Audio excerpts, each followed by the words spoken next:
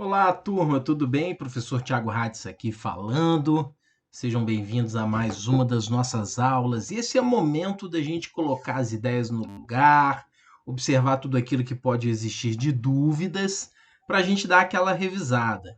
Olhar o nosso caderno, olhar o nosso livro, as nossas videoaulas, fazer aquele apanhado bacana para que não fique nada para trás.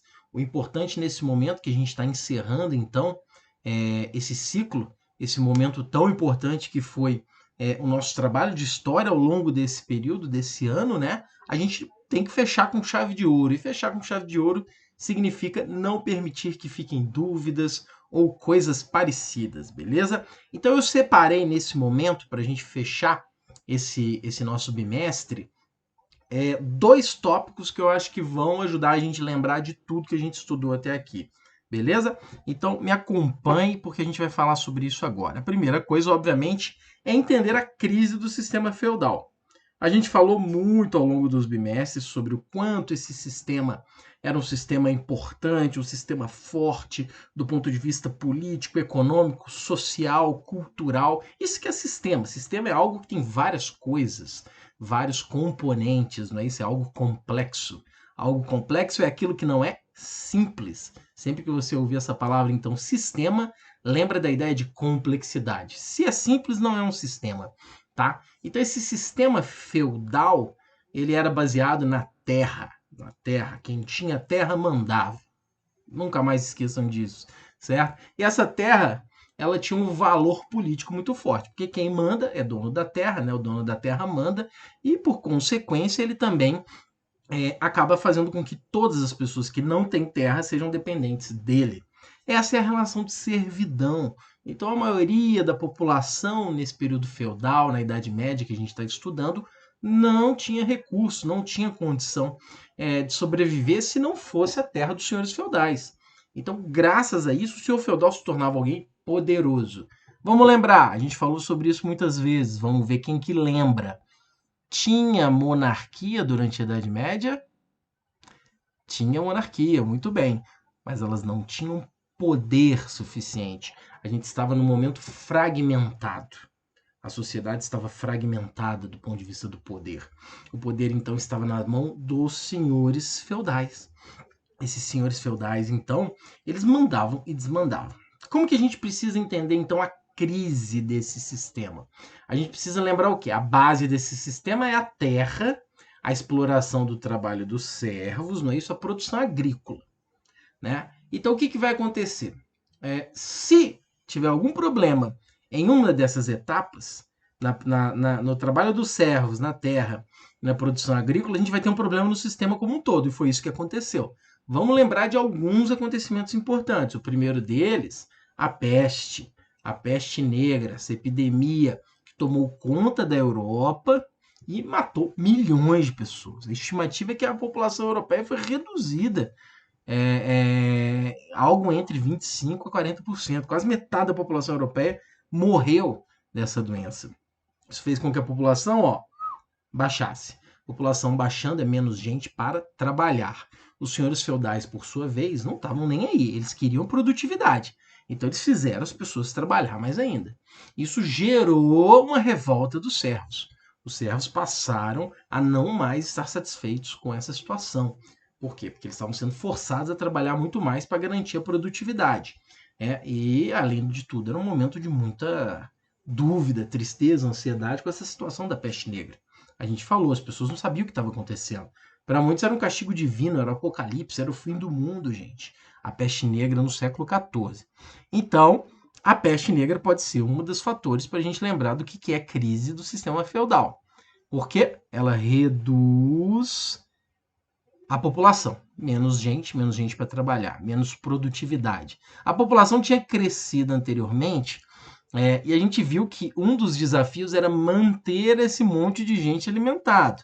Nunca se esqueçam que na Europa a gente tem um número menor de terras férteis para se plantar. Não é igual no Brasil, viu, gente? Aqui no Brasil a gente tem o contrário. A gente tem a maior parte das nossas terras são terras férteis, boas para plantar. Então os europeus tinham que fazer quase que um milagre ali para conseguir gerar alimento para tanta gente. E foi esse o segundo problema. Acabou a peste, veio a fome. Então, uma crise agrícola. O que pode gerar uma crise agrícola? Um dos principais problemas é o problema do tempo meteorológico. Então, chover muito, chover menos, um inverno rigoroso demais, ou seja, muita neve, ou então um verão muito rigoroso, com muito sol, com muita seca. Então, o que aconteceu é que a Europa viveu uma crise agrícola também. Então, a escassez de alimento gera fome, e fome gera revolta. Então, mais um problema, não é isso? Outro problema que ajudou o feudalismo a se enfraquecer e colocar fim à Idade Média foi o quê? O renascimento comercial e urbano. A gente viu que durante a Idade Média, nas vilas medievais, a gente tinha o quê? A gente tinha feiras. Essas feiras de venda de produtos dos mais diversos feudos, produtos trazidos pelos burgueses, né, que a gente falou, aqueles que viviam nos burgos, os comerciantes, essas feiras elas eram provisórias e foram se tornando feiras fixas. Em torno dessas feiras cresciam as vilas e aí surgiam novas cidades. Então a gente chama isso de renascimento urbano. Por que renascimento urbano? Por que renascer? Porque lá na antiguidade, Grécia, Roma, lembra que a gente já falou sobre isso? Grécia e Roma tinham muitas cidades, as cidades eram importantes.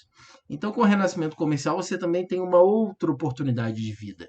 Então, muitas das pessoas que não aguentavam mais sofrer as péssimas condições do trabalho do feudalismo, acabavam indo para as grandes cidades buscar uma oportunidade. Eram cidades muitas vezes próximos aos portos, ou seja, próximos ao mar, de onde saíam e entravam mercadorias das mais diversas, tá? Então, o feudalismo a gente pode falar que a peste, a fome, o renascimento comercial e urbano ajudaram. São fatores internos e fatores externos. As revoltas camponesas que começaram a explodir por causa dessa superexploração do trabalho dos servos que aconteceu nesse período que a gente está estudando, tá bom? Tudo isso contribuiu para a crise do sistema feudal. Então, o feudalismo, a gente vê o senhor feudal, ele vai perdendo força. A terra, embora seja ainda um bem poderoso, ela já não é suficiente para manter a ordem como eles queriam. E a gente vai ver então que com o fim do feudalismo, vamos ter que encontrar alguém para acumular o poder novamente. E a gente vai ver que essa figura vai ser o rei. Mas isso são cenas dos próximos capítulos. Outra coisa que vocês cansaram de ouvir o professor aqui falar sobre cultura medieval. Quando a gente fala de cultura medieval, o que eu estou querendo falar para vocês, gente? Eu estou querendo falar para vocês para a gente romper um pouquinho com aquele preconceito que a gente tem geralmente com a Idade Média, como se a Idade Média fosse um período exclusivamente de trevas, só aconteceu coisa ruim, só aconteceu coisas péssimas, as pessoas estavam lá deprimidas, tristes. Não, não foi bem assim. Foi um momento de grandes dificuldades, a gente teve a Guerra dos 100 Anos, a gente teve a peste negra, como a gente falou, a gente teve momentos de fome, a gente teve vários problemas, mas também foi um momento de desenvolvimento tecnológico, como a gente viu na agricultura, a charrua, o arado, técnicas agrícolas para aumentar a produtividade. Do ponto de vista filosófico, a gente viu os grandes chamados intelectuais da igreja, Santo Tomás de Aquino, Santo Agostinho, retomando o pensamento filosófico lá da antiguidade, com a escolástica, né? Então eles pegaram Platão, pegaram Sócrates, pegaram esses pensadores todos, Aristóteles, e trouxeram novamente, tá?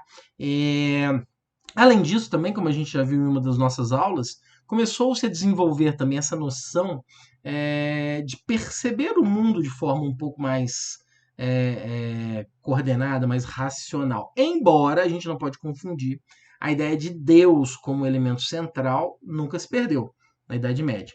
As pessoas ainda viam o mundo pela religiosidade. A gente viu até uma imagem em uma das nossas aulas que retratava Deus, né, com um compasso, né, Deus como grande arquiteto.